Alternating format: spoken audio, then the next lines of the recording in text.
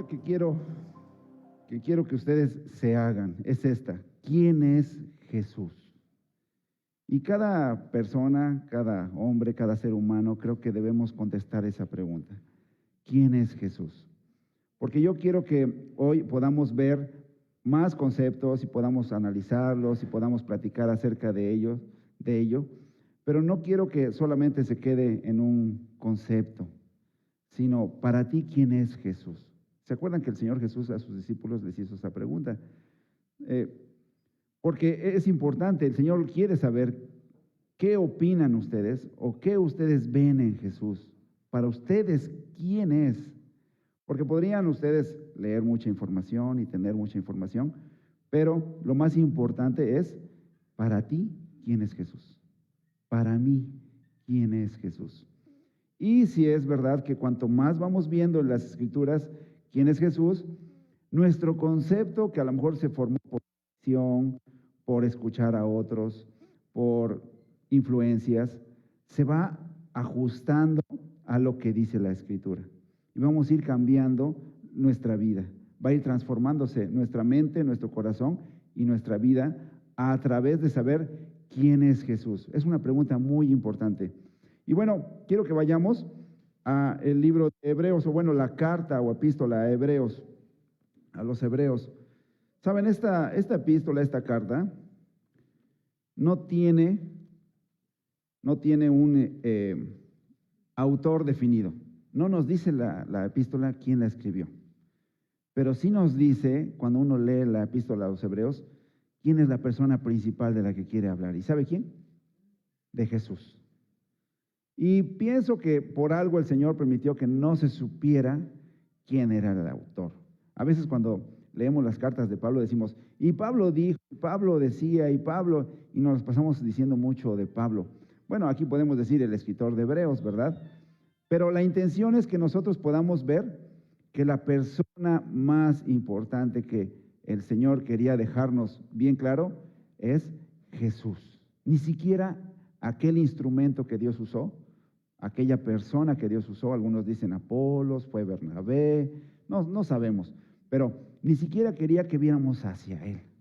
A veces nosotros vemos a los hombres, a veces nosotros admiramos a los hombres, pero el Señor quería que admiráramos a la persona de Jesús, ni siquiera al escritor de esta epístola.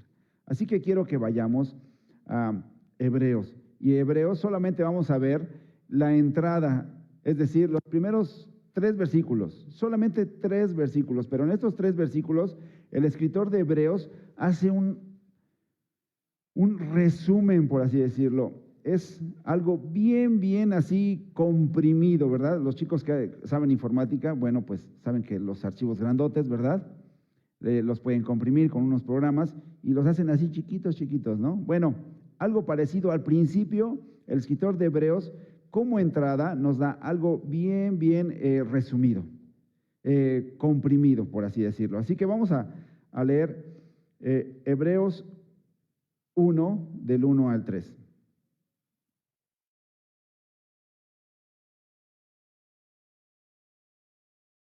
Vamos a leerlo, y aquí lo voy a poner, miren, si quieren, aquí lo podemos ir leyendo. Aquí lo tienen atrás. Comenzamos todos y vamos a ponernos de pie, ¿qué les parece? Nos ponemos de pie y vamos a leer Hebreos 1, del 1 al 3.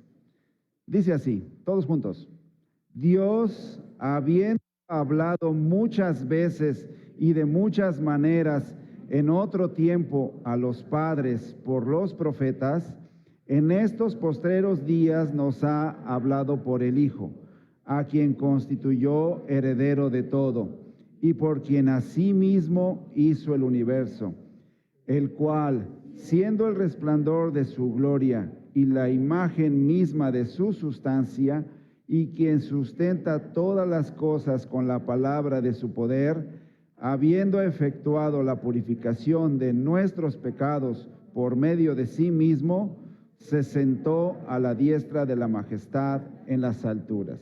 Pueden tomar asiento. Empezamos. Ok.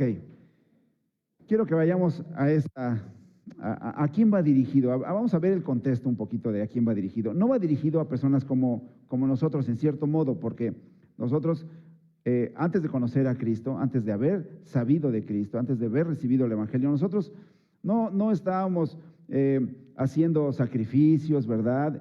Oyendo al templo, haciendo todos los rituales que los judíos hacían, observaban en su vida desde pequeñitos.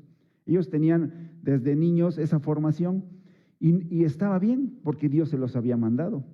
Entonces, nosotros no tenemos ese pasado en el cual estábamos haciendo lo que Dios nos había dicho que cumpliéramos con cada uno de esos sacrificios, ¿verdad? Observando cada una de esas partes que Dios les había dado a través de Moisés, ¿verdad? La ley, lo que dice Levítico, ¿verdad? Todos los rituales, las ceremonias, todo eso lo observaban los judíos. Y estaba bien porque Dios era el que se los había dicho, ¿verdad? Entonces, esta epístola va dirigida a cristianos hebreos, es decir, aquellos que después de haber observado todo eso, sacrificios, ¿verdad? Todas esas ceremonias y rituales, ahora conocían a Jesús. Y al haber conocido a Jesús, se daban cuenta que Él era la revelación perfecta. En Él estaba todos aquellos sacrificios que habían hecho y que no los podían hacer perfectos, en Jesús lo tenían. Él era el Cordero de Dios que quita el pecado del mundo. Entonces, pero ¿saben qué? Estos hombres, ¿verdad? Estos cristianos estaban siendo perseguidos. Entonces, de alguna manera había opresión. Algunos estaban pues débiles en su fe, ¿verdad? Necesitaban ese consuelo, necesitaban ese ánimo, necesitaban esas palabras, ¿verdad?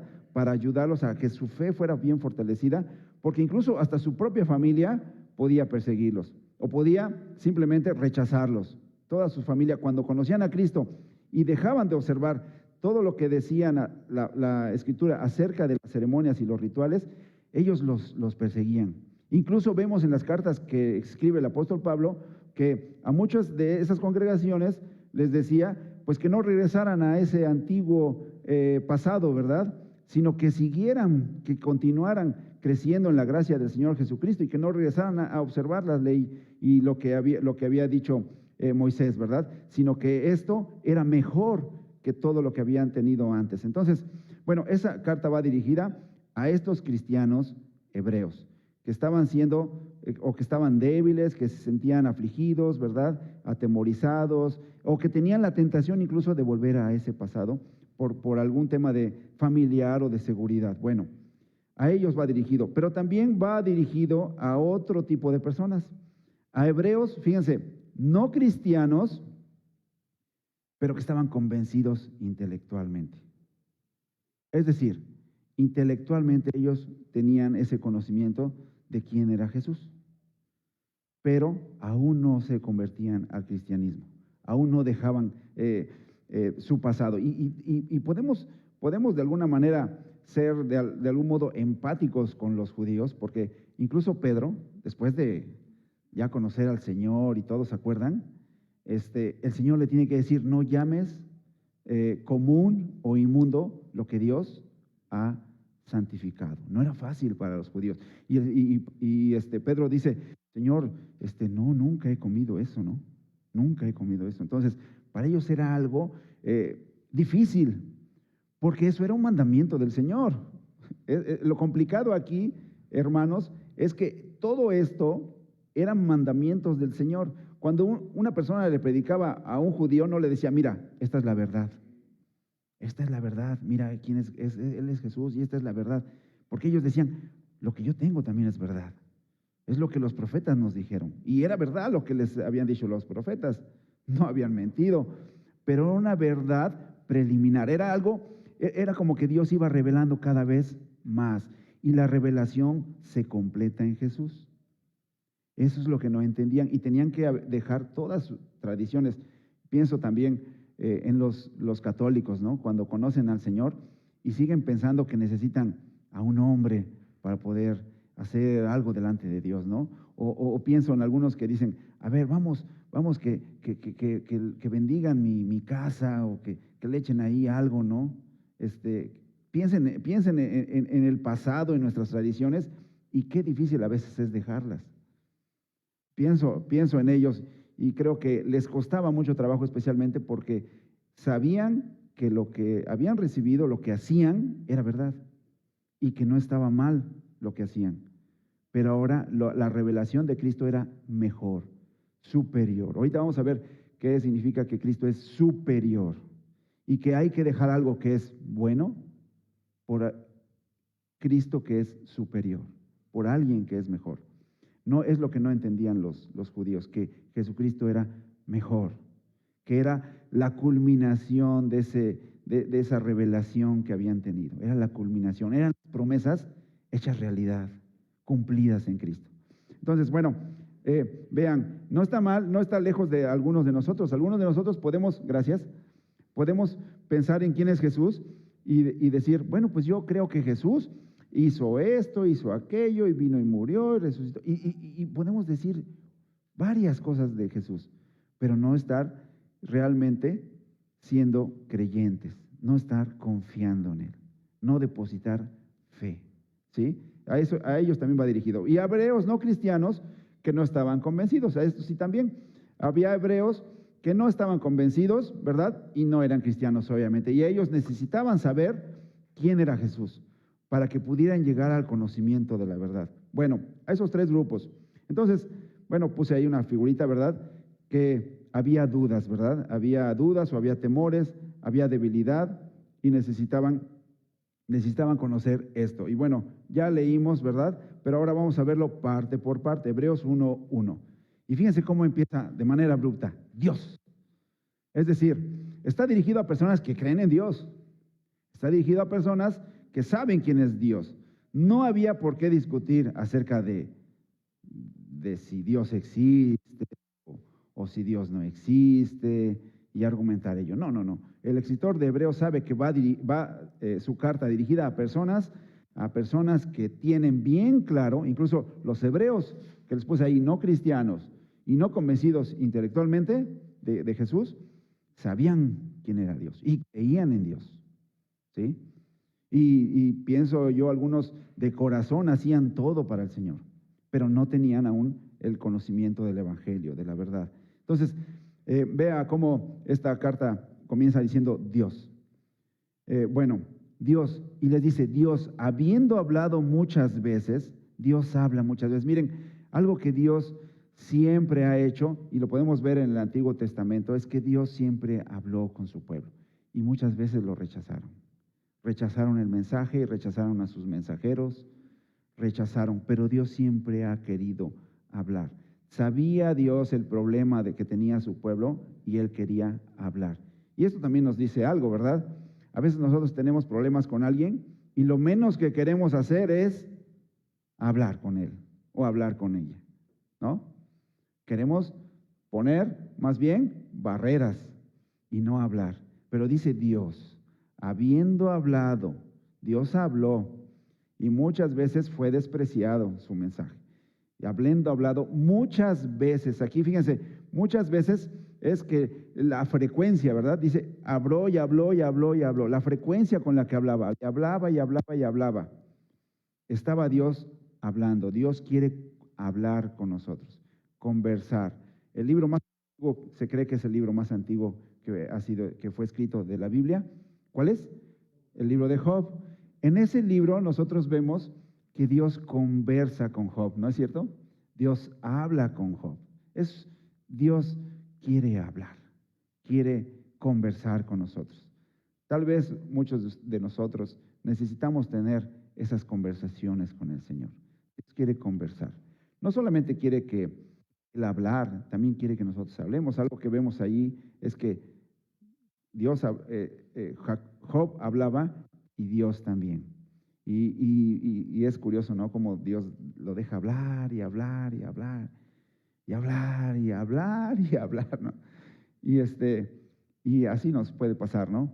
Queremos hablar y hablar y hablar y Dios escucha y escucha y escucha. Pero llega el momento que Dios dice, a ver, ahora cíñete tus lomos, ¿verdad? Como varón, ponte firme.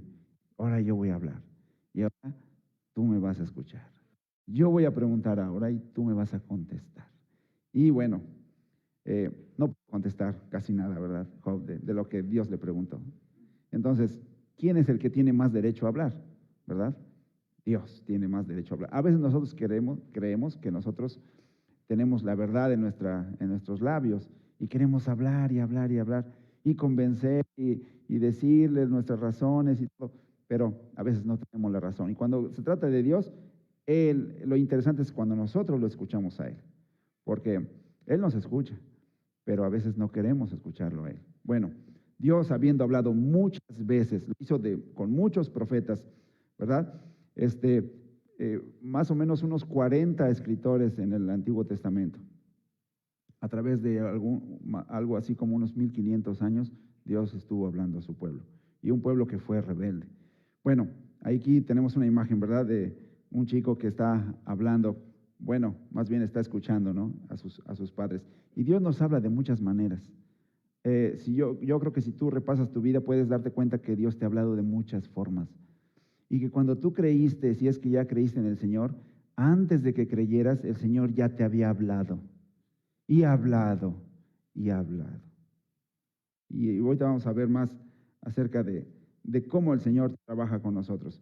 Y dice, y de muchas maneras en otro tiempo. Es decir, de muchas maneras vamos a pensar cómo Dios le habló a su pueblo y cómo Dios le habló. Y a veces a nosotros como padres, no es verdad que se nos acaban las formas en cómo podemos hablar a nuestros hijos, ¿verdad?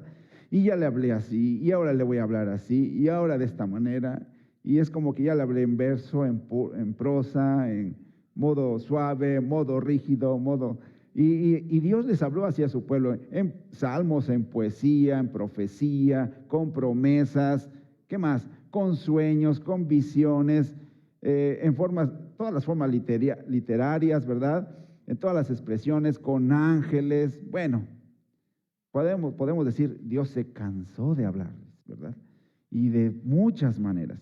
Entonces, el escritor de Hebreos le está diciendo, Dios nos ha hablado, y por los profetas, Dios quiere hablar. Dios nos ha revelado quién es, qué quiere. Es un Dios que nos busca, que nos está buscando, miren, y de muchas maneras en otro tiempo. ¿Y a quiénes les habló? A los padres por los profetas. Y aquí está diciendo que toda la revelación del Antiguo Testamento es divina, porque es Dios hablando. Y ciertamente esos profetas son hombres, fueron imperfectos, pero a través de ellos, a través de sus personas, ¿verdad?, de sus labios y de su pluma, ¿verdad?, el Espíritu Santo dirigiéndolos, los llevó a expresar. Vemos también en cartas como la carta del apóstol Pedro, que algunos yo me imagino, ¿verdad?, a algunos escritores, a esos profetas escribiendo, y ellos no sabían exactamente qué escribían, ¿no? En algunos momentos dice Pedro, que escudriñando qué persona y qué tiempo, y se preguntaban como, ¿a qué se referirá el Espíritu con esto?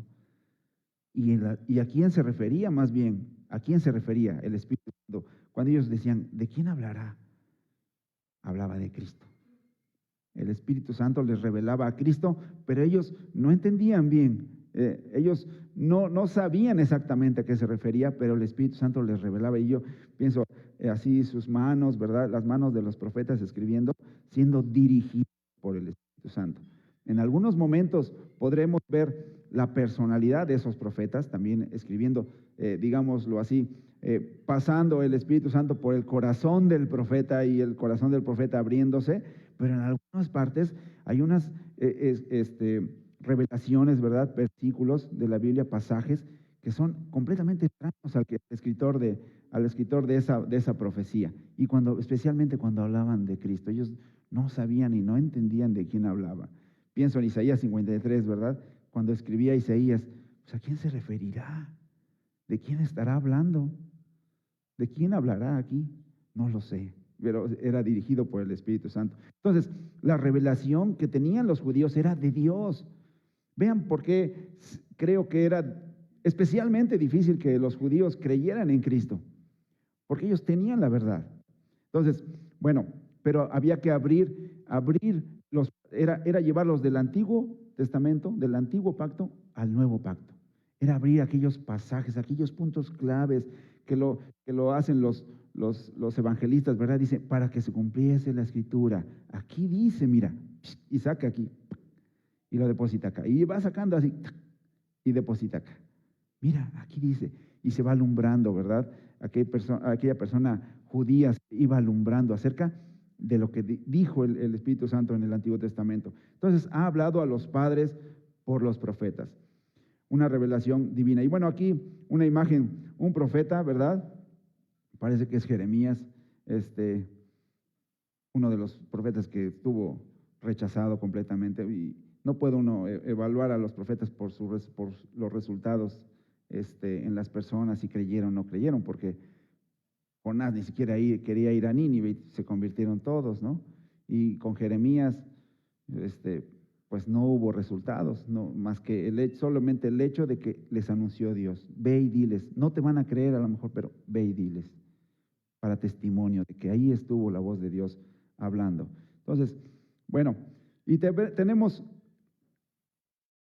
aquí el escritor de Hebreos va y dice, en estos postreros días, Dios habiendo hablado a los padres por los profetas, en estos postreros días, y vean, postreros días tiene un especial significado para los judíos, porque postreros días, ellos tenían esa palabrita, así, los días últimos o los días postreros, esa palabrita para ellos significaba Mesías.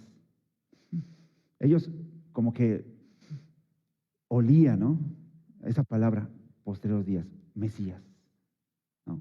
Entonces ellos, cuando aquí el escritor de Hebreos le está diciendo, en estos postreros días, ellos dicen, Mesías, el cumplimiento, ¿verdad? Las promesas que esperaban al Mesías. Bueno, y dice, nos ha hablado por el Hijo. Y vean que cuando dice nos ha hablado por el Hijo, aquí nos habla, es escatológico, y quiero que vayamos a un pasaje. Un pasaje, miren. Especialmente este pasaje me llama la atención porque habla del fin de los días, ¿verdad? Pero fíjense lo que dice este pasaje. Cuando es Oseas es un profeta que el Señor le dijo, ve y cásate con esa mujer adúltera, mira, cómprala, hazla tu esposa, y va y la compra y la hace su esposa, y les dice, mira, así, tómala como esposa, porque el pueblo de Israel, mi pueblo, va a estar así muchos días sin rey, sin príncipe, sin tierra, o sea, va a estar así como despojado, olvidado, pero después, y es donde leemos este pasaje, Oseas 3:5, pero después volverán los hijos de Israel y buscarán a Jehová Dios y a David su rey, y temerán a Jehová y a su bondad. Y miren, esto me llamó la atención porque nosotros pensamos en temer algo terrible, ¿no? Le tenemos temor a la enfermedad, o tenemos temor a un dolor, tenemos temor, no sé, a cosas desastrosas, ¿verdad? Pero ¿alguna vez le han temido a la bondad?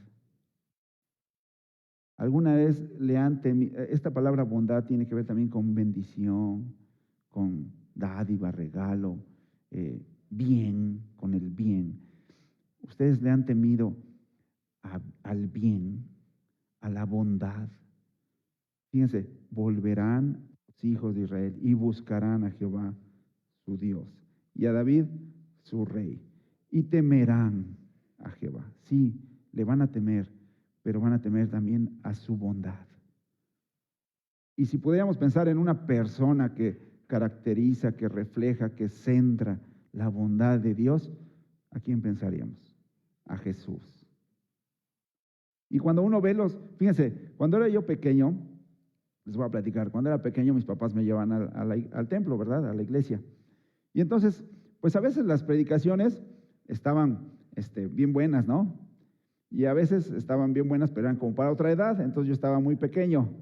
Y cuando no me centraba en la predicación, entonces yo tenía siempre mi Biblia y me ponía a leer y a leer y a leer.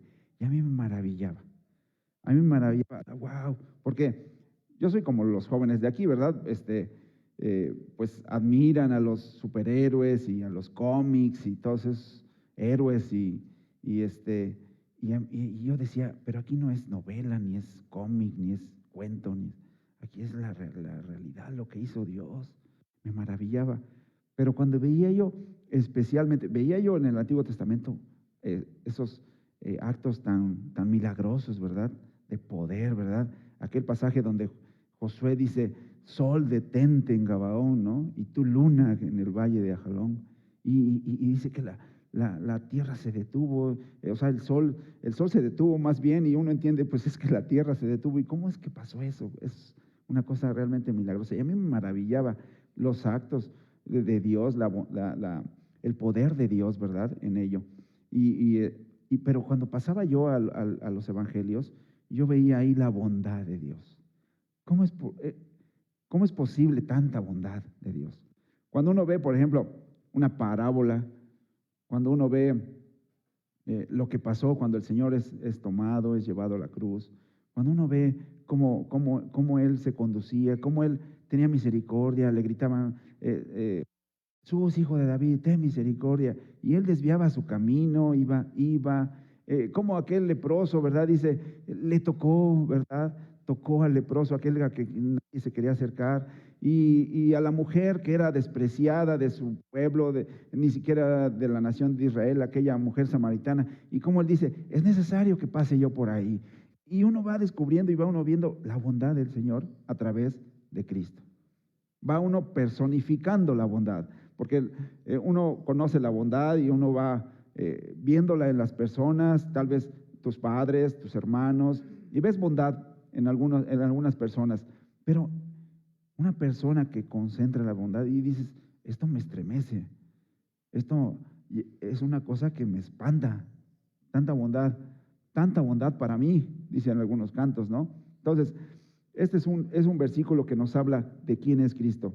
Y los judíos lo veían así, ¿no? Al final de los días, cuando les está hablando, les está diciendo, estoy hablando del Mesías. Entonces, fíjense, pasamos al siguiente. Aquí vamos a ver algunas verdades, algunas excelencias, algunos le llaman, ¿verdad? O superioridades de Cristo, ¿verdad? Puntos específicos donde vemos que Jesús es superior a todo y a todos.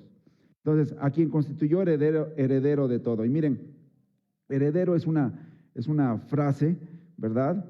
Es una palabra que nos habla de esto, miren, del Salmo 2:7.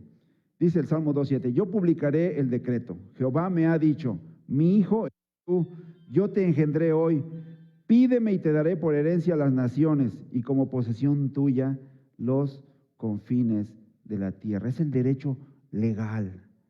Al Señor Jesús le pertenece todo, es heredero de todo, tiene la posesión. Aquí está Dios mismo diciendo, tú eres mi hijo eres tú, yo te engendré hoy, pídeme y te daré por herencia las naciones y como posesión tuya los confines de la tierra. Pero fíjense, hay un pasaje en Hebreos donde podemos ver que Hebreos 2:8 dice, todo lo sujetaste bajo tus pies, bajo sus pies, pero todavía no vemos que todas las cosas le sean sujetas.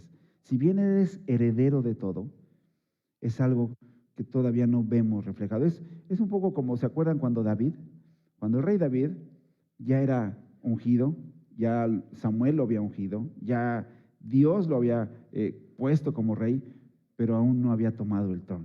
¿Se acuerdan? Todavía estaba alguien ahí, ¿no? Entonces, Saúl.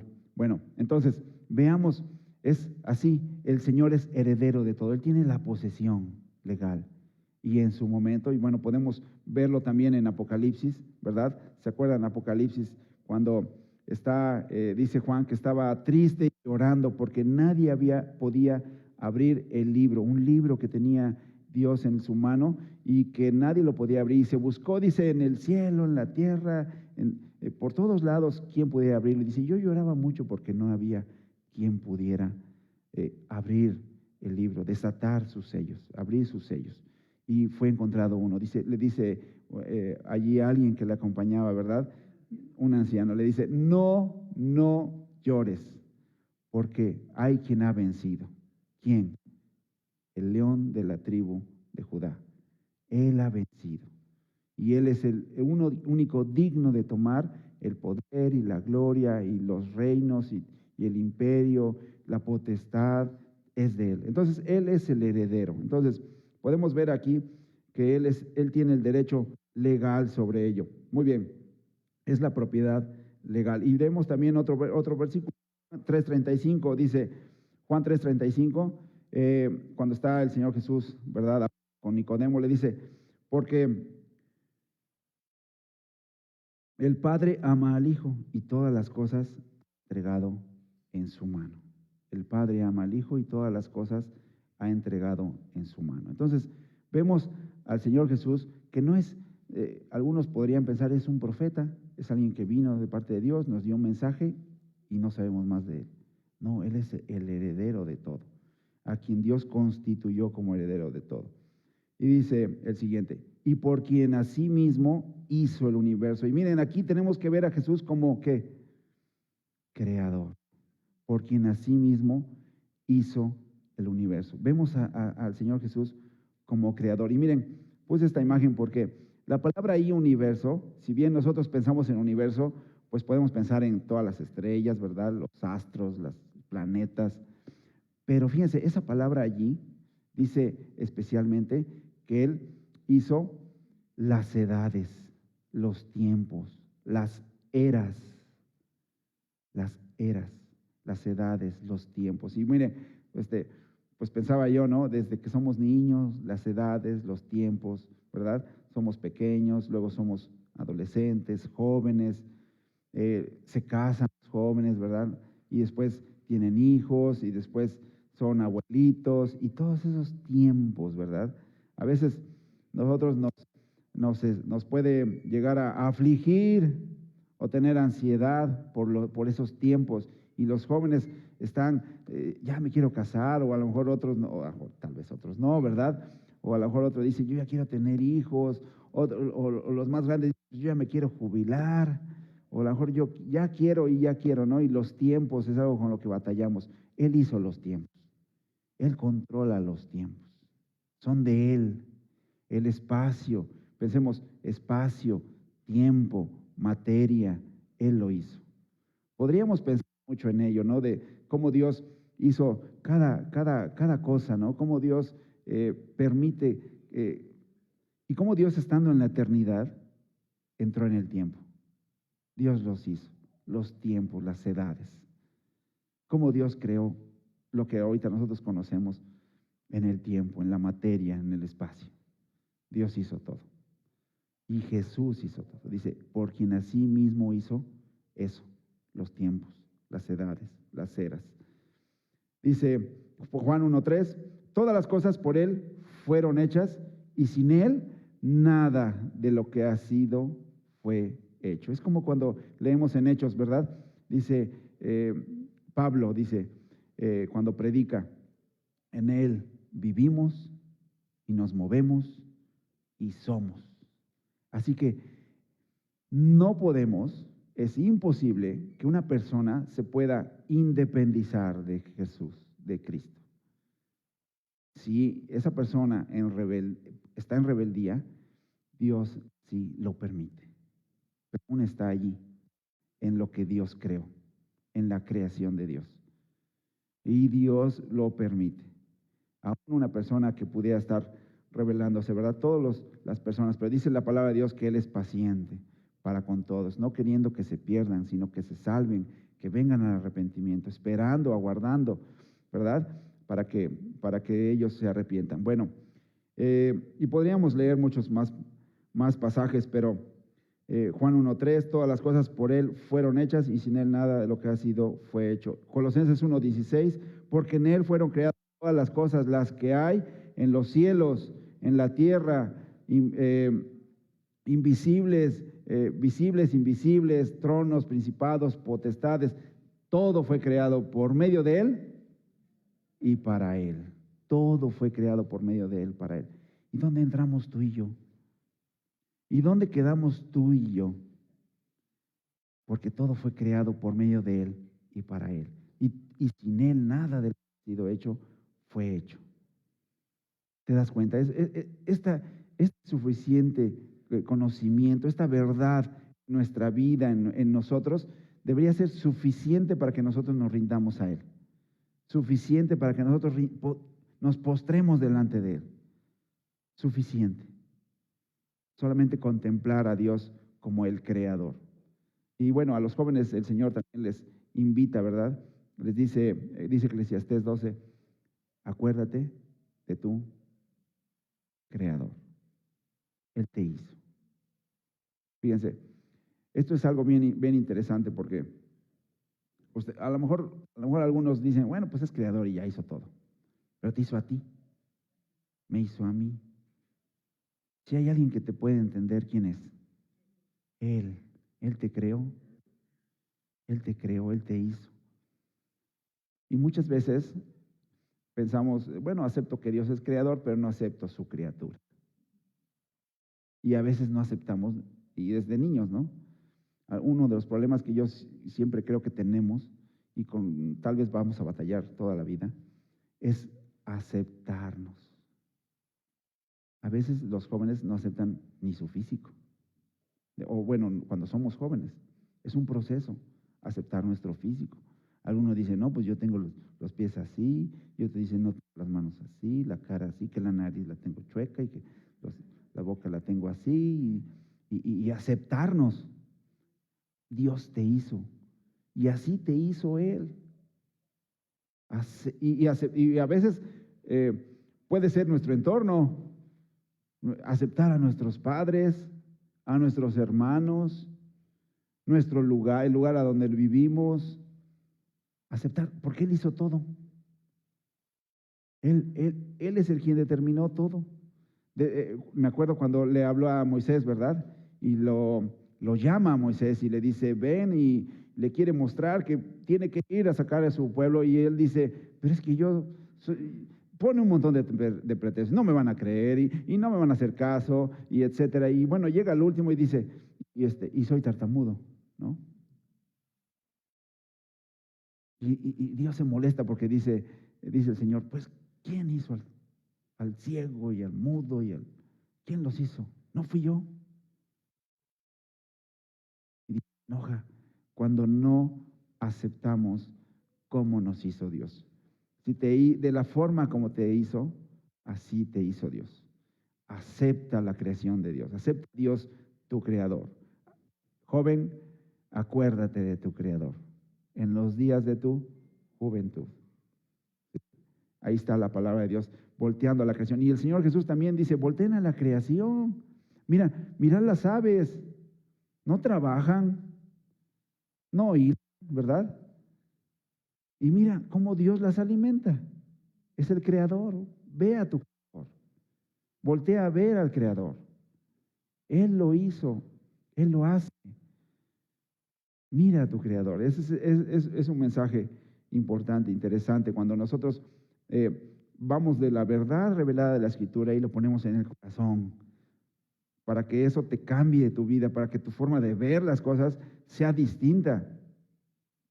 Bueno, podríamos ahondar más en ello, pero no nos daría mucho tiempo. Así que vamos al versículo 3. Y el versículo 3, si estos fueron especialmente comprimidos, ¿verdad? Demasiado. Bueno, en el 3 encontramos todavía más. Creo que es el clímax de estos 3 versículos. Dice, el cual, ¿de quién está hablando? ¿Quién es el cual? Jesús, el cual, ¿verdad? El Hijo, Jesús.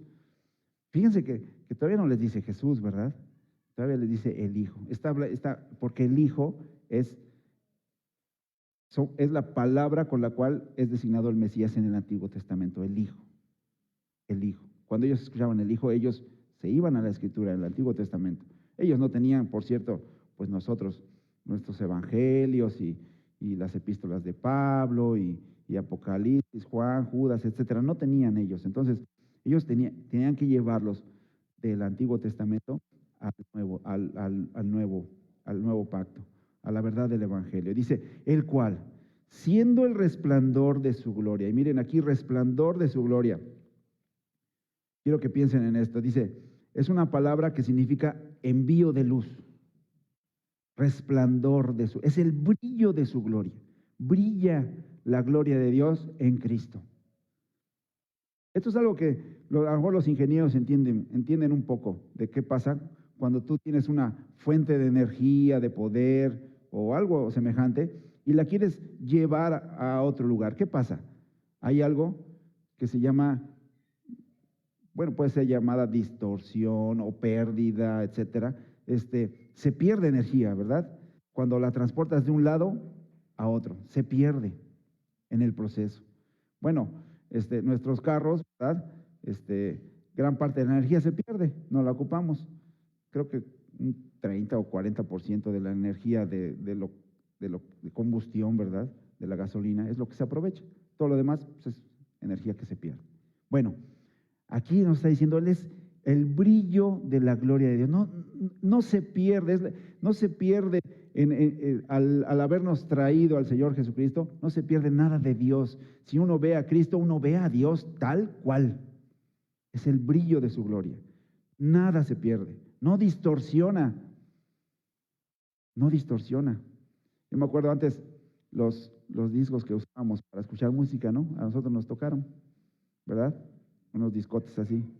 Pero pues era una música que, de cómo se oía, imagínense una orquesta, de cómo se oía en vivo, ¿verdad? Todos tocando, el piano, el violín, el cello, lo que sea.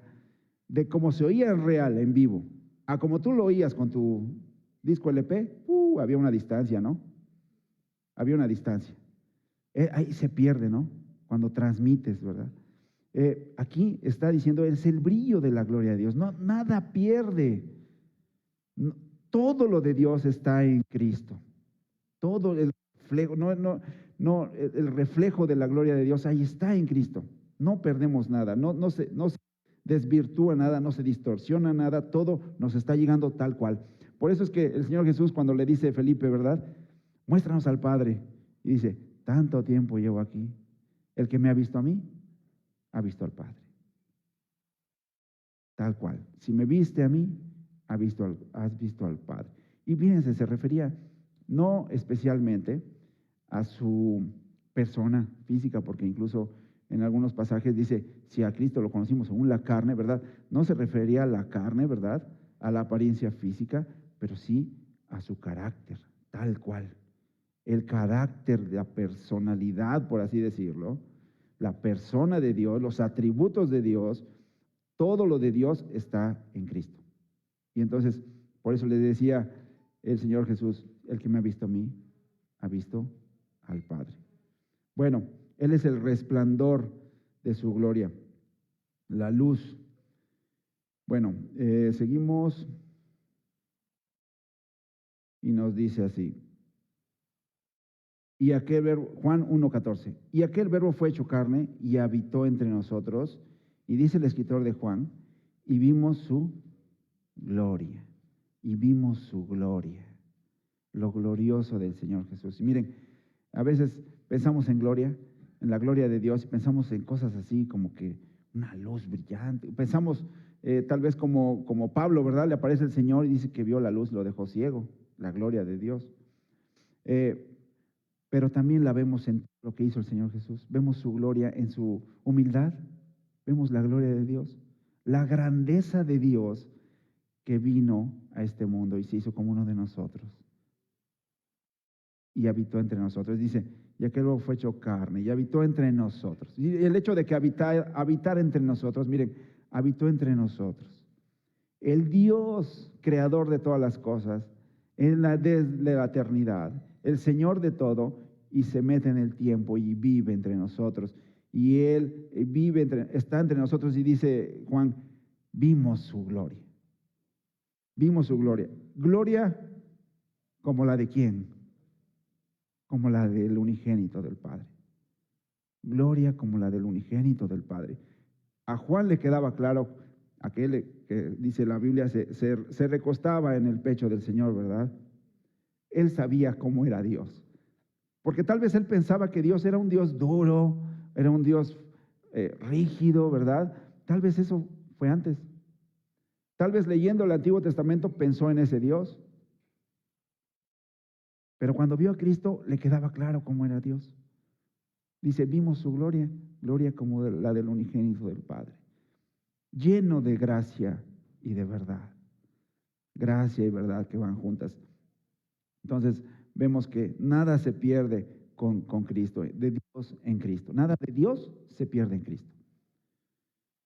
Bueno, pasamos a la siguiente. Y fíjense, esto también son aquí un par, ¿verdad? Un par de frases. Dice, y siendo el resplandor de su gloria, y alguien podría pensar, bueno, pues nada más es como los rayos del sol, ¿verdad?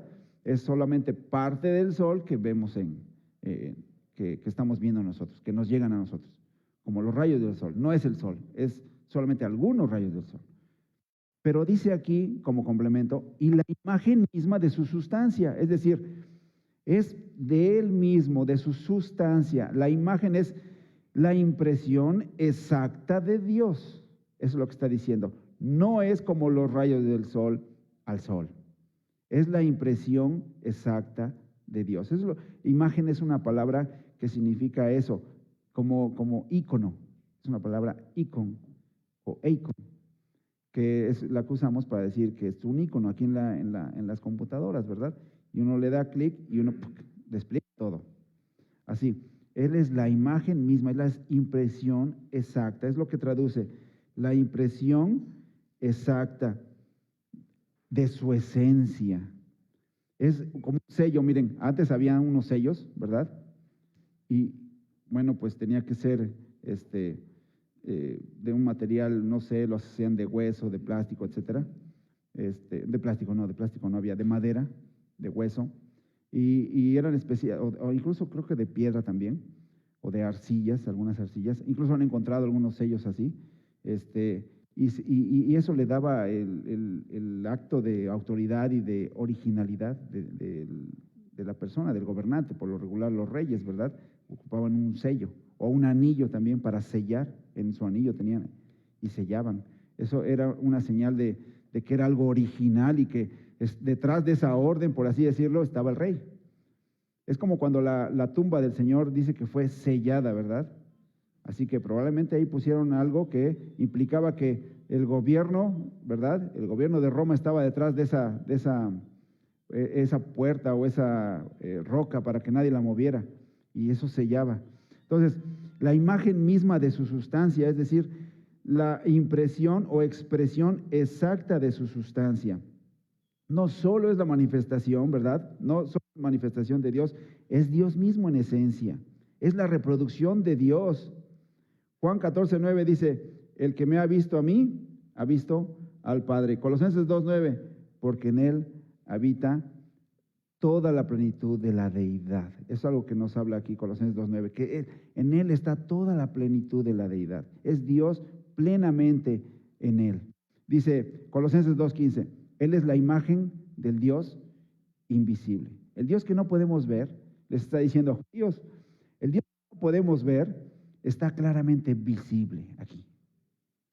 También, bueno, Pablo en la carta a los romanos nos habla acerca de que la creación, ¿verdad? A través de la creación podemos ver a un Dios al Dios invisible, a través de las cosas creadas. Bueno, esa es una parte de la revelación que Dios nos da, eso la da a todos, ¿verdad? Pero a través de Cristo nosotros podemos, dice, Él es la del Dios invisible. Nosotros podemos ver a Dios mismo, el primogénito de la creación, es decir, primogénito, el principal.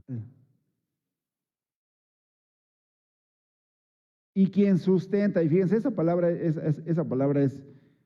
es hermosa, porque, y quien sustenta todas las cosas con la palabra de su poder. ¿Saben? La palabra sustenta en lenguaje de señas, mi esposa me la enseñaba, ¿verdad? Dice que es una mano así, como que va cayendo, y otra la agarra, va cayendo así. Cuando un sordomudo ve en lenguaje de señas, si yo estuviera diciendo, ¿y quién sustenta? Haría yo algo que cae y una mano que levanta, sostiene. Eso es sustenta, sostiene. ¿Y quién sustenta? ¿Quién sustenta? Es el Señor, es Jesús el que sustenta. Todas las cosas son sustentadas, necesitan ser sustentadas. Toda la creación necesita ser sostenida, sostenida. Miren, aquella frase que algunos pueden decir que Dios hizo o permitió la creación o creó todas las cosas y después se alejó de su creación. Después se fue, ¿verdad? Eso no es verdad. Es un Dios que sigue sustentando, que sigue sosteniendo. Y hay muchos pasajes que nos hablan, podríamos pensar en la creación, ¿verdad? Que Él sostiene pues las leyes que rigen todo el universo, todas las leyes, ¿verdad? Que Él sostiene la tierra, el sol, los astros, la gravedad, la cohesión molecular, todo lo que pasa en cada momento, en cada día, y está Dios detrás de ello. Pero no solamente sostiene eso, nos sostiene a nosotros. Y qué importante es que nosotros lo sepamos, que es Dios quien nos sostiene. Cuando enfermamos, ¿verdad?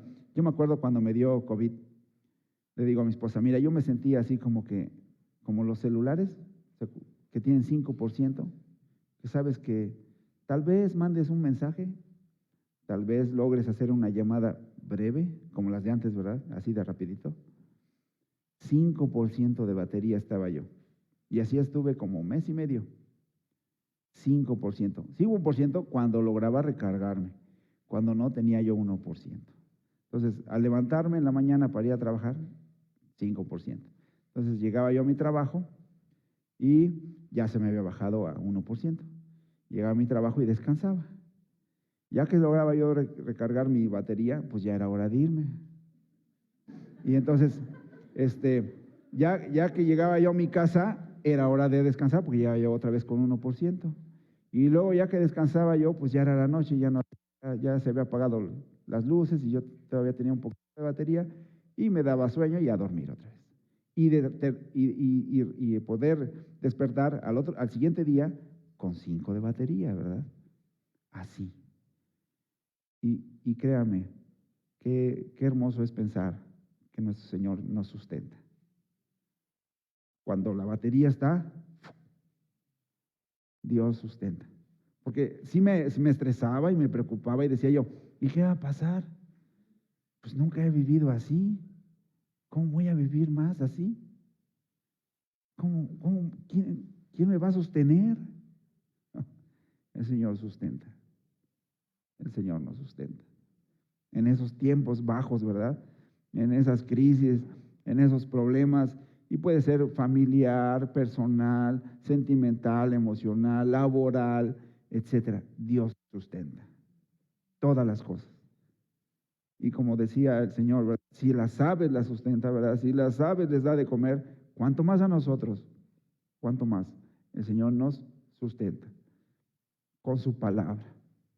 Cuando escuchamos su voz, nos sustenta con la palabra de su poder. Y si la palabra de su poder, sus promesas son fieles. Nos agarramos a ellas. El escritor de Hebreos dice, el Señor Jesús entró hasta el lugar santísimo por nosotros, intercede por nosotros, sustenta, cuida, sigue ministrando el Señor. Desde el cielo nos está ministrando, amonestando, disciplinando, enseñando, guiando. Entonces, veamos cómo está Dios. Y Colosenses 1:17 dice, y Él es antes de todas las cosas, y todas las cosas en Él subsisten. ¿Por qué subsistes? ¿Por qué subsisto? Por Él. Por Él. En Él descanso. En Él descansamos. Pienso en Pedro, ¿verdad? Pedro que le dice al Señor, yo también quiero andar por las aguas. Y el Señor no le dice no, el Señor le dice, pues está bien, ¿no? Y viene Pedro, y después Pedro se hunde, ¿no? ¿No es verdad? Se hunde, y el Señor, ¿quién le sostiene? El Señor le sostiene. Señor, sálvame, grita. Y el Señor le sostiene. Le sostuvo. Te sostiene a mí, te sostiene a ti, me sostiene a mí, sostuvo a Pedro también. Y pienso en un Pedro ya viejito, ¿verdad? Pensemos, cuando lleguemos a viejitos, ¿verdad? A lo mejor algunos hermanos aquí ya son grandes. Ve hacia atrás. ¿Cuántas veces te ha sostenido el Señor? ¿Cuántas veces? Muchas te ha sostenido. Y a lo mejor Pedro veía sus manos ya arrugaditas, ¿verdad? Ya arrugaditas, ya viejito. Y decía, esta mano la sostuvo el Señor. ¿Me sigue sosteniendo todavía o ya no? Me sigue sosteniendo. Entonces, Él nos sostiene. Y este pasaje nos habla de ello. Salmo 37. Por Jehová son ordenados los pasos del hombre y Él aprueba su camino. Cuando el hombre cayere, no quedará postrado porque Jehová sostiene su mano. Jehová sostiene. A veces cuando se cae uno, no sé si les pase, su esposo se ríe, su esposa se ríe, ¿no? Es algo que nos pasa, ¿verdad? Nos caemos y mi esposa me da la mano, pero le gana la risa, ¿verdad? Jehová nos sostiene. Pero no se refiere a esas caídas. Esas caídas, pues, sencillas, ¿verdad? Porque sí, con la edad se va haciendo más complicado, ¿verdad? Se rompe un hueso ya a cierta edad. Pero no pasa de algo chusco. Pero qué hermoso pensar que es el Señor quien me sostiene para que no caiga. Y si caigo, el Señor me sostiene con su mano. Entonces, pasamos a esta frase. Habiendo Cristo, dice, habiendo efectuado la purificación de nuestros pecados por medio de sí mismo. Aquí es Salvador. Miren, ya vimos a Jesús como que creador, ¿verdad? Heredero, creador, sustentador. Él es la imagen, es el resplandor, pero aquí lo vemos como Salvador. Él es el Salvador. Dice, habiendo efectuado la purificación de nuestros pecados por medio de sí mismo, ¿qué pasó? Dice Hebreos 9:14, ¿cuánto más la sangre de Cristo? Porque está hablando dice, si la sangre de los machos, cabríos, de los animalitos que entregaban, purificaba, ¿verdad?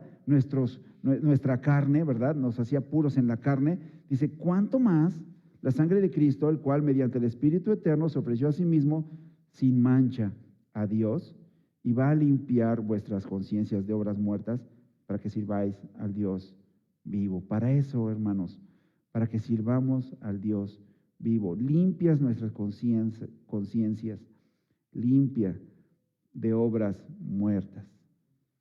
Muy bien, y aquí se sentó a la diestra de la majestad de Dios. Y aquí lo vemos como soberano, ya lo vimos como Salvador, ahora como soberano, con autoridad, con honor, en esa posición de honor, de autoridad, en esa posición donde nos señala que la obra está terminada. Es como cuando el Señor Jesús dijo, consumado es, está hecho, está terminado. Y una frase que en hebreo se repite es una vez y para siempre, perfectos, para siempre, para siempre. Es decir, de forma definitiva. Y aquí dice, se sentó a la diestra de la majestad en las alturas. ¿Saben? Si algo los sacerdotes no tenían en el santuario, en el tabernáculo, ¿saben qué era? No había. ¿Saben qué no había en el santuario, en el tabernáculo? Cuando Moisés vio el modelo, debió haberse preguntado, ¿y por qué no hay una silla? No hay silla.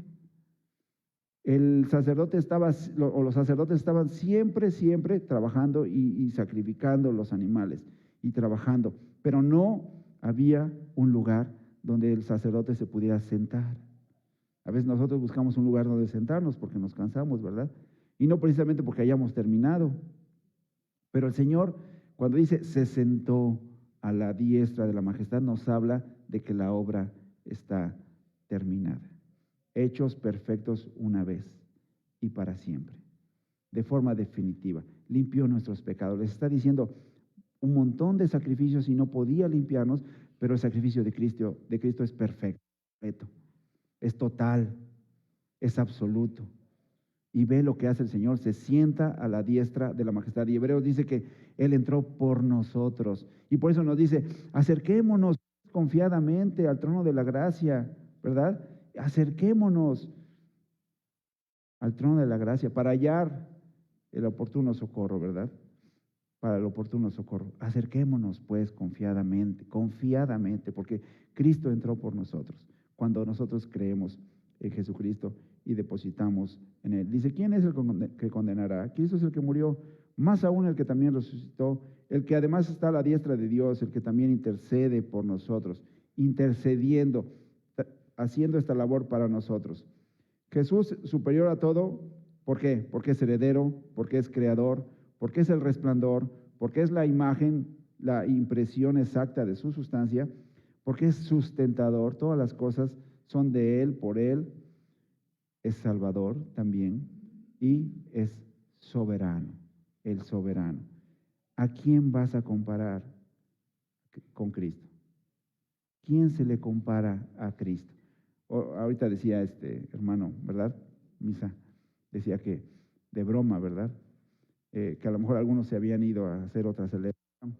Y hay muchos que están celebrando, pero no entienden o no han escuchado. Y este mensaje también puede ser para algunos de ellos, para que escuchen y entiendan quién es Jesús. ¿Por qué es que los cristianos evangélicos hablan de Jesús y no hablan de María? Y no es que no hablemos de María, no es que no creamos en María, ¿verdad?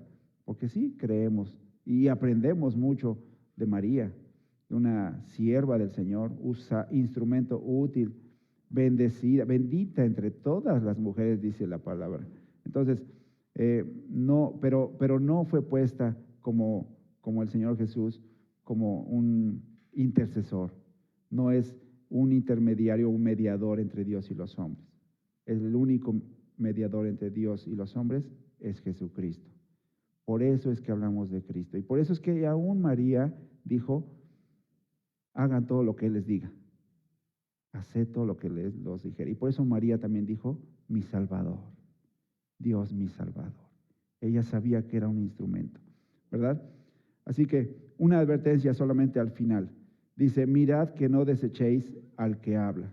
Porque es una advertencia, dice Hebreos, no desechéis al que habla, porque si no escaparon aquellos que desecharon al que los amonestaba en la tierra, mucho menos nosotros, si desecháremos al que amonesta, ¿desde dónde?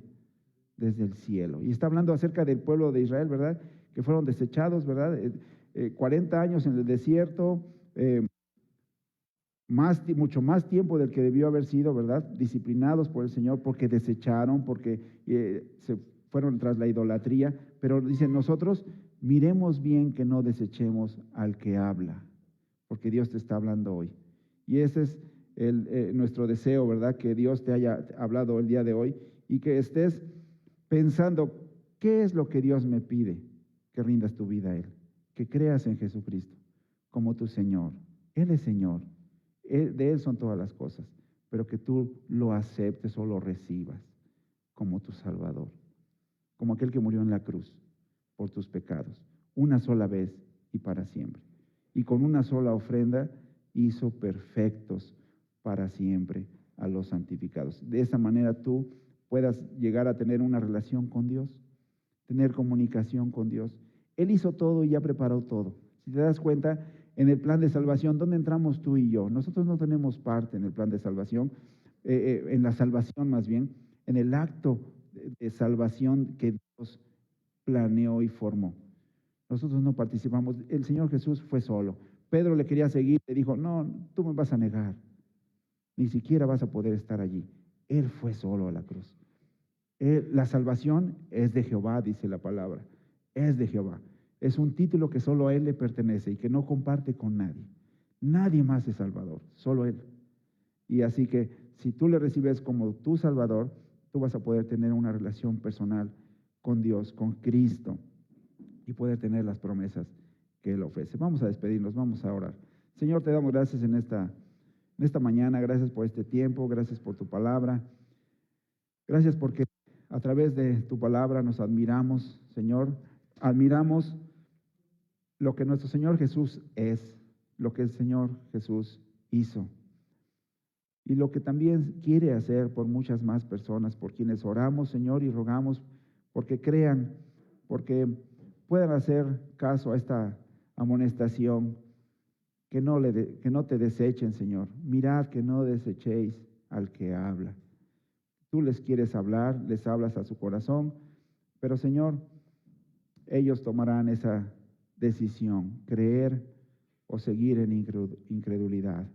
Te rogamos, Padre, que tu Santo Espíritu convenza de verdad en cada uno de los corazones, Señor, y que también a través de estas verdades, excelencias de nuestro Señor Jesucristo, nosotros podamos confiar en ti, Señor. Que esta palabra vaya acompañada de fe. Al escuchar tu voz, que tú nos sustentas, tú nos creaste, que tú viniste a revelarnos tu carácter, Padre, que tú viniste a revelarnos tu persona y que en Cristo podemos ver esa bondad que puede provocarnos temor, porque no merecemos nada de eso, pero tú nos las das, solo por tu gracia, solo porque así lo quisiste, Señor, para alabanza de la gloria de tu gracia. Y así lo creemos, Padre, y lo hacemos, glorificando tu nombre, Señor, que en el corazón de cada uno de nosotros podamos darte gracias y darte gloria y honra en nuestras vidas, sean útiles a ti, Señor, en nuestros entornos, nuestra casa, nuestros eh, centros de trabajo, etcétera, Señor, donde quiera que nos movemos, Padre, la gloria pueda ser para ti. Lo hacemos en el nombre de nuestro Señor Jesús. Amén.